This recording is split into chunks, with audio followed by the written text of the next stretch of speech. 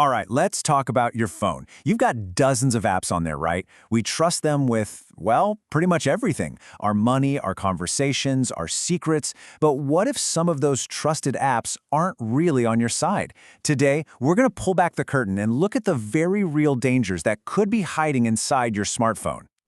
Yeah, it's a pretty unsettling thought, isn't it? I mean, you go to the official app store, you hit download, and you just assume it's been vetted and it's safe. But that's exactly what they're counting on. The truth is, there's a whole new kind of threat out there that's specifically designed to look harmless, to blend right in, and to operate completely under the radar. And we're not talking about a small problem here. The scale is just staggering. Get this. In just 4 months, researchers found over 300,000 malware infections that came directly from the official Google Play Store. This isn't you downloading something from some sketchy website. No, this is malware walking right through the front door. And it's not just one-off incidents either.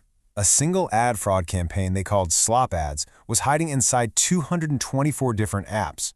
And before they got caught, those apps were downloaded over 38 million times. Just let that sink in. 38 million phones, maybe yours, slowed down to a crawl, secretly burning through data and battery to make money for someone else. So the big questions are, how are they getting away with this? And, what can we actually do about it? Well, that's exactly what we're here to break down. We're going to show you the clever tricks they use to hide in plain sight, and then we'll give you the tools you need to fight back. Okay, so first things first. These threats are masters of disguise. Their entire game plan is built on deception. They don't show up looking like a virus with a skull and crossbones. Nope, they look normal. They act normal. Their whole strategy is hiding right where we'd never think to look. And these digital threats really come in 2 main flavors. On one side, you've got the really nasty stuff, outright malware. We're talking banking trojans trying to steal your passwords, spyware watching your every move. But on the other side, there's something way more subtle, and maybe even more common. These are those big, popular apps that are just designed to be data vacuums, sucking up and selling every bit of your personal info they can get. There's this ancient military strategy called deceive the heavens to cross the sea. It's a fancy way of saying you hide your real plan out in the open, where no one expects it.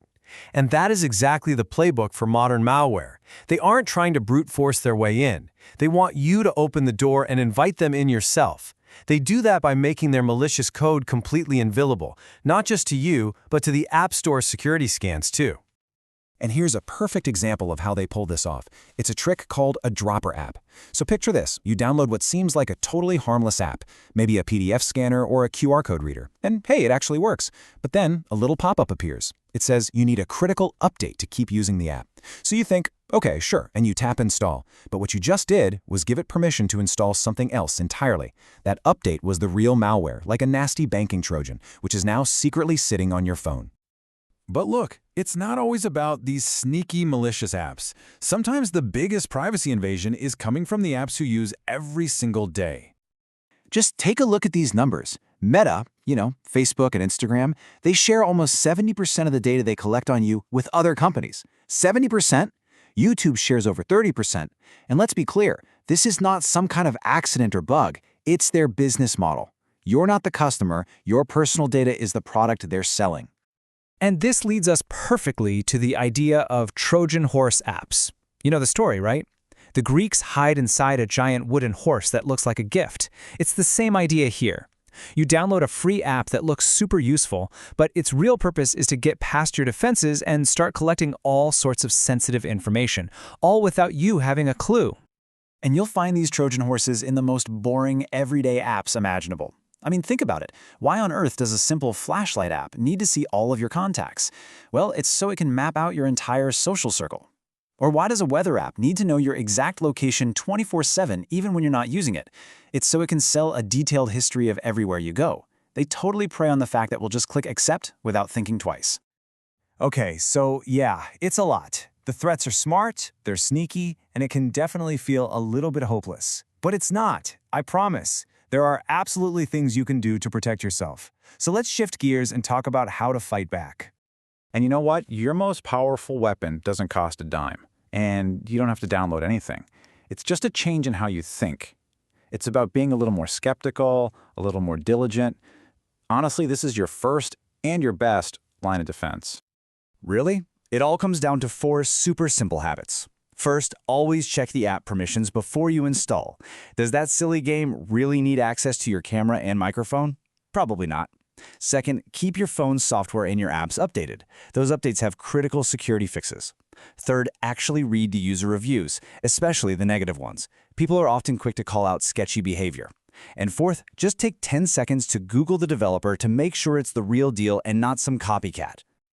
All right, so once you've got your defense down, it's time to go on offense. If those simple habits are your castle walls, then think of these next tools as your personal digital bodyguards, actively protecting you around the clock.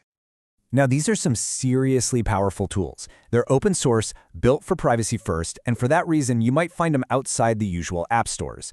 We're talking about things like Wasted, which is basically a self-destruct button for your data if you enter a panic code. Or Private Lock, which can tell if your phone is suddenly snatched out of your hand and will lock it automatically. Or Estracrypt, which is like having a military-grade safe on your phone for your most important files. So here's the bottom line. Whether it's just being a little more careful or using these heavy-duty privacy tools, you are not powerless. This is all about taking back control. I mean, think about it. Your data is your story. It's who you talk to, where you go, what you buy. You should be the only one who gets to decide who reads that story. And at the end of the day, it really just boils down to one simple question. Every time you hit install, you're making a choice. You're handing over the keys to the most personal device you own. So I'll just leave you with this to think about. Your data is incredibly valuable. Who are you giving it to?